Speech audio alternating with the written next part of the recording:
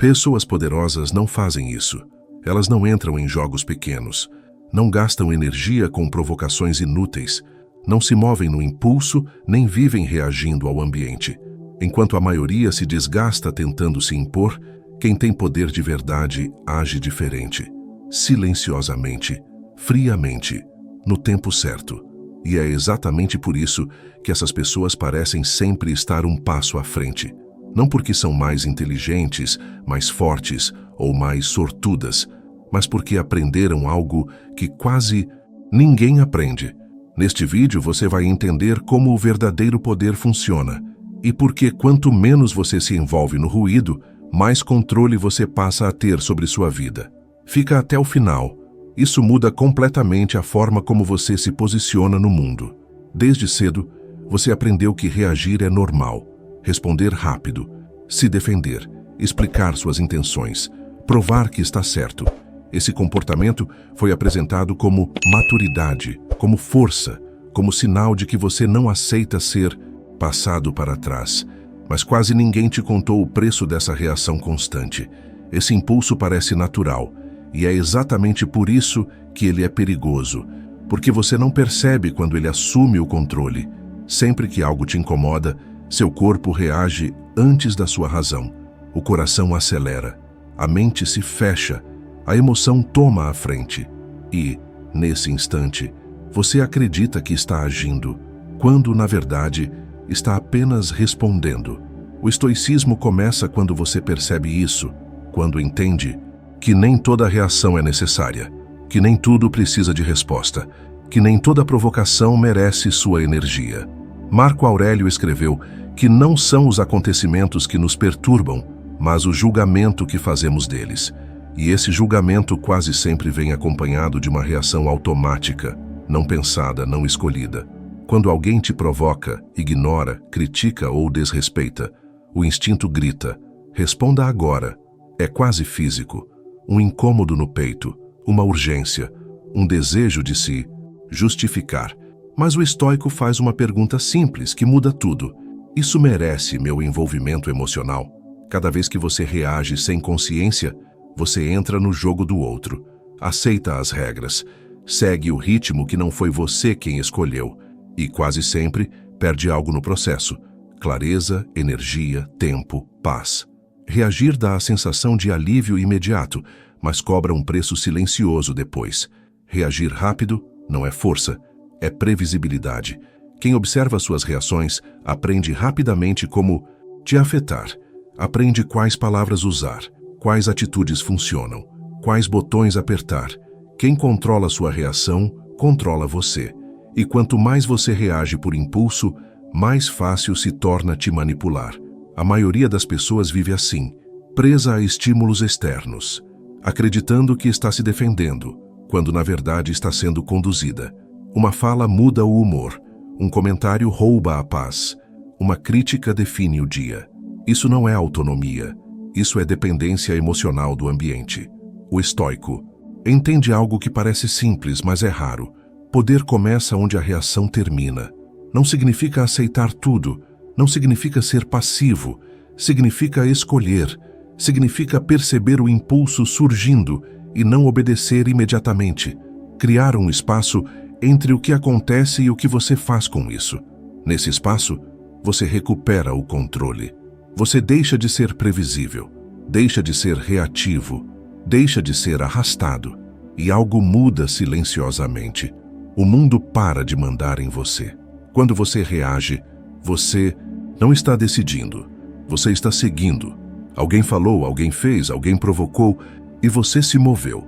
Nesse instante, a direção já não é sua. Quem reage entra automaticamente no jogo do outro, aceita o tabuleiro e passa a jogar pelas regras que não escolheu. Toda reação emocional é uma abertura. É como deixar a porta destrancada. A outra pessoa percebe, observa, testa, aprende. Quem presta atenção entende rápido quais palavras te tiram do eixo, quais atitudes te apressam, quais situações fazem você perder clareza. E a partir daí isso passa a ser usado.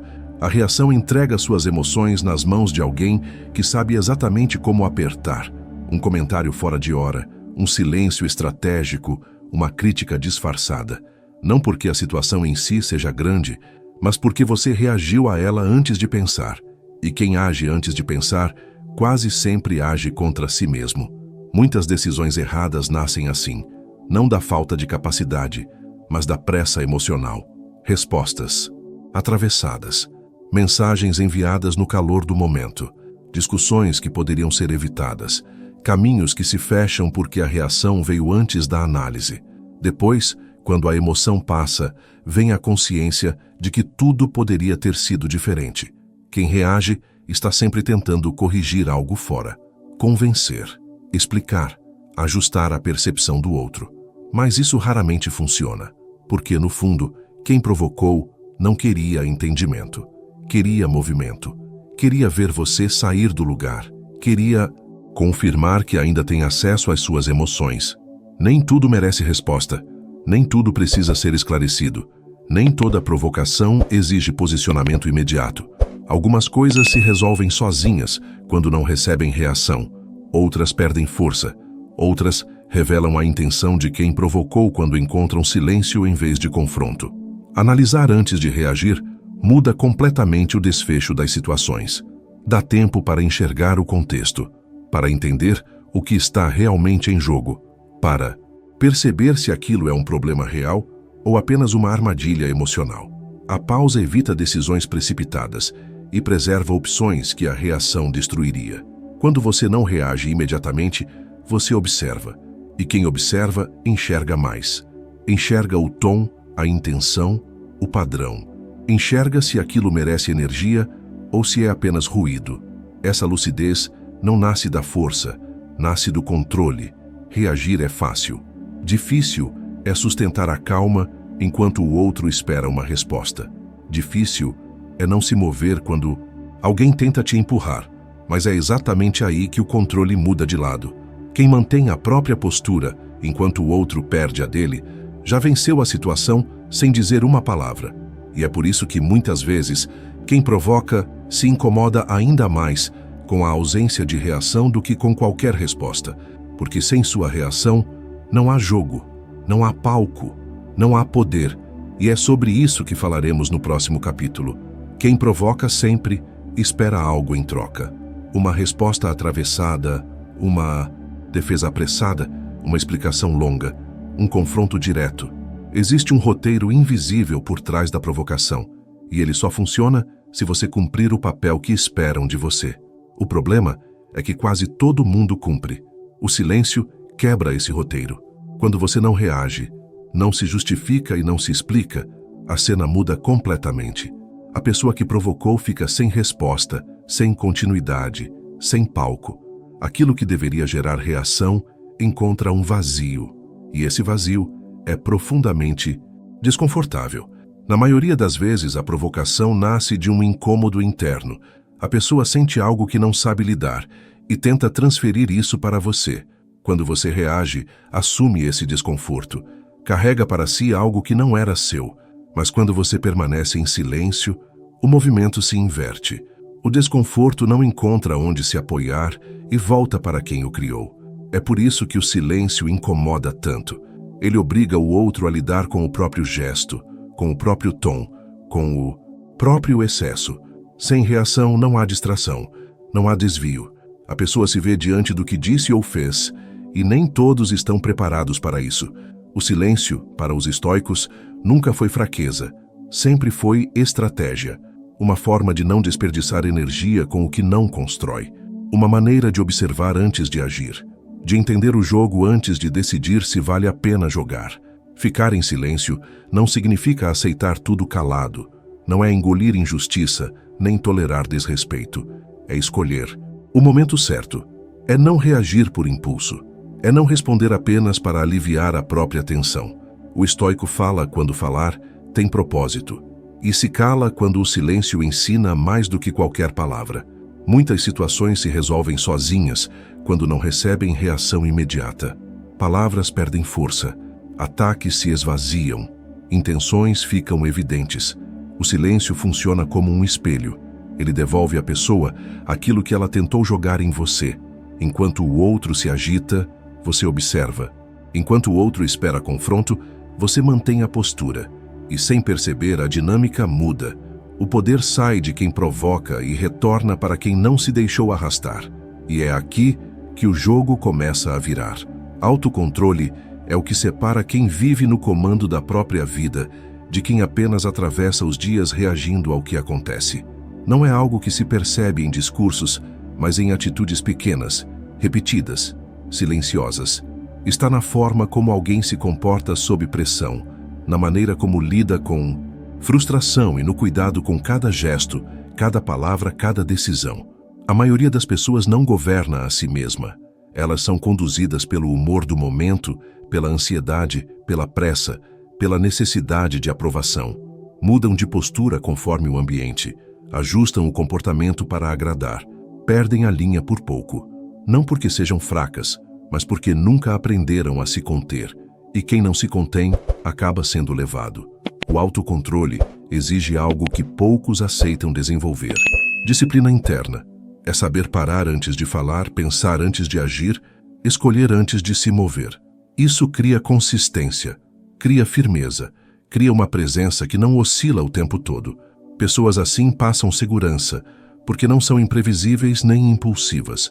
Elas se mantêm inteiras. Quem tem autocontrole não vive se explicando. Não precisa reafirmar valor nem provar força. Sabe quem é, sabe onde pisa e sabe o que tolera. Essa clareza aparece no olhar, na postura, na forma de conduzir situações difíceis. E é por isso que o autocontrole gera respeito. Não porque é imposto, mas porque é percebido. Em um mundo acelerado, onde quase tudo é feito no impulso, alguém que age com calma se destaca naturalmente. Não se trata de ser lento, mas de ser consciente.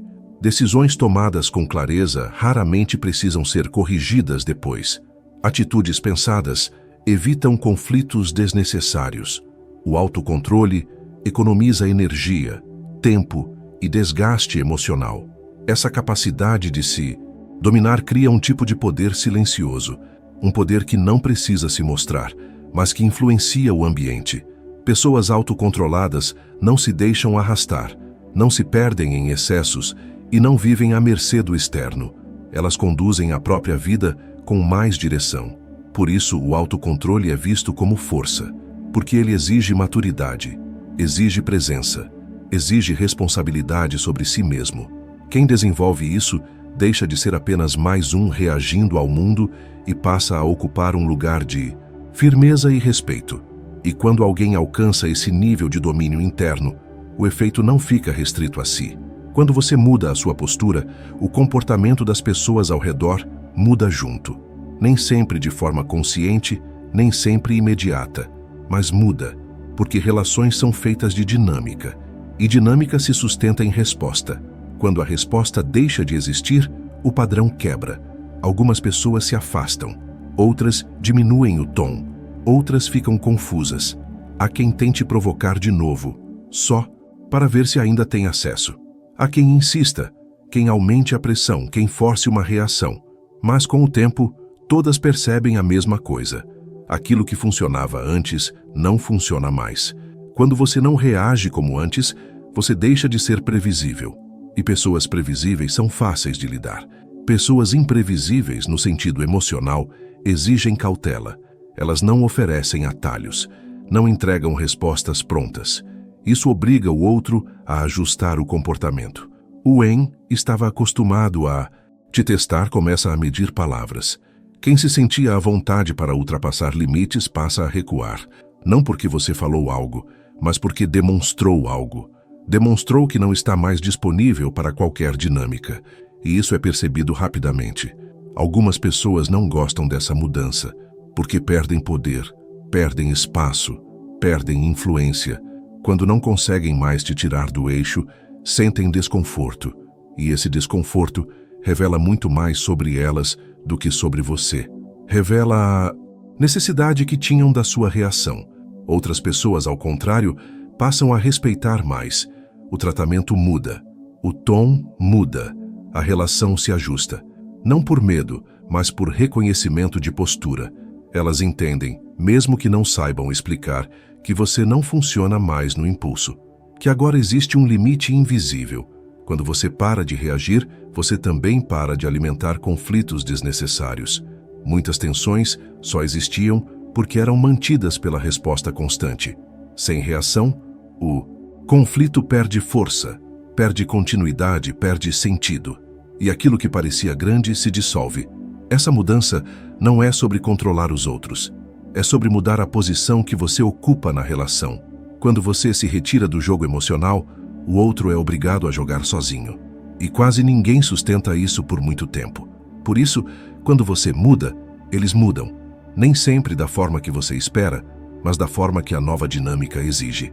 Se você chegou até aqui, já percebeu onde o poder realmente mora. O poder verdadeiro nunca fez barulho. Ele não precisa convencer, explicar ou se afirmar. Ele simplesmente está ali, presente, firme, inabalável. É o tipo de força que se sente no ambiente antes mesmo de qualquer palavra ser dita. A maioria das pessoas vive tentando se impor, tentando provar valor, tentando ser vista, ouvida, validada. Isso não é poder, é dependência. Quem depende da reação dos outros para se sentir forte, já entregou o controle. Poder é domínio interno, é governar o próprio comportamento quando ninguém está olhando. É manter postura quando o ambiente tenta te puxar para baixo. É escolher o que merece sua energia e o que será ignorado sem esforço algum. Por isso, pessoas realmente poderosas parecem calmas. Não porque são passivas, mas porque estão no comando. Elas não se movem por impulso. Não são empurradas emocionalmente. Agem quando querem, como querem e na hora certa. Esse tipo de presença muda tudo. As pessoas começam a medir palavras. O ambiente se ajusta, a dinâmica se inverte, não porque você exige respeito, mas porque ele se torna inevitável. O estoicismo sempre entendeu isso. Quem domina a si mesmo se torna inalcançável. Não depende de aplausos, não entra em jogos pequenos, não disputa espaço com quem ainda vive no ruído. No fim, poder não é vencer os outros, é não precisar deles para se sentir inteiro. E quando você alcança esse nível, não há confronto, não há disputa, só distância. Porque quem tem poder de verdade não precisa provar nada.